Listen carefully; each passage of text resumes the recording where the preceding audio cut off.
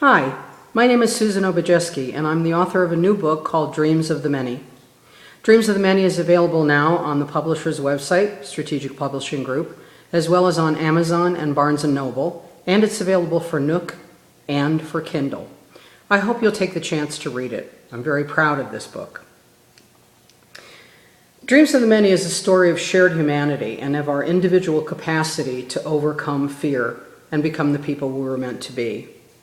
I'd like to read an excerpt from the book now.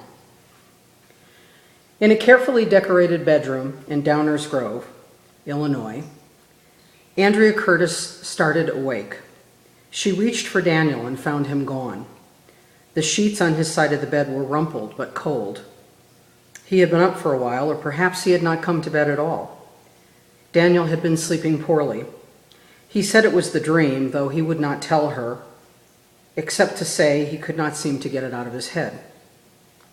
Andrea swung her legs over the side of the bed and reached for her robe. The house hunkered low under a morning chill as fall crept toward winter. She shivered lightly, slipping her feet into slippers and padding toward the bathroom. She finished her morning ablutions and wandered toward the closet to choose her outfit for the day. The alarm on Daniel's side of the bed chirped loudly, announcing the 6 o'clock hour. Andrea turned it off and went to find him in the living room. He must have fallen asleep on the sofa in front of the TV. She walked through the arch between the living room and the dining room, pulling her robe around her. The living room was cold and still. There was a strange absence of light, and the air was tinted an empty black. Andrea checked the thermometer by the door. It was set to 68, but the temperature in the room defied the reading. Her breath puffed white as she shuffled toward the sofa. Daniel? She peeked over the back of the couch at her husband. Daniel was lying on his left side, facing the TV. The volume was muted.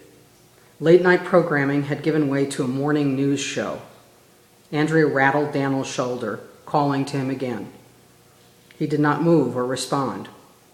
She walked around the sofa and bent over to shake him. Daniel, honey, come on, you'll be late for work. His eyes were open, but he did not look at her. Hey, sleepyhead. By 9 o'clock, Daniel and Andrea Curtis were in the emergency room, waiting for test results. A young, well-scrubbed doctor walked around the curtain, glancing at the sheaf of papers in his hand. Mrs. Curtis, we're going to have to admit your husband to do some more tests. A middle-aged, mocha-skinned nurse followed the doctor into the small space, scooting around him to take Daniel's blood pressure. What's the matter with him? Andrea's voice was tinged with panic. Why is he like this? The doctor shook his head and leaned over the bed rail to shine his light in Daniel's eyes. Daniel did not blink. The doctor tested his reflexes, tapping his knee, rubbing his sternum, flashing light in his eyes. They had taken tests and found nothing, but still his condition was the same. He sat on the gurney, his eyes focused on some distant target. Occasionally he would moan or mutter to himself, but Andrea could not make out the words. Her husband was always animated, always willing to express an opinion.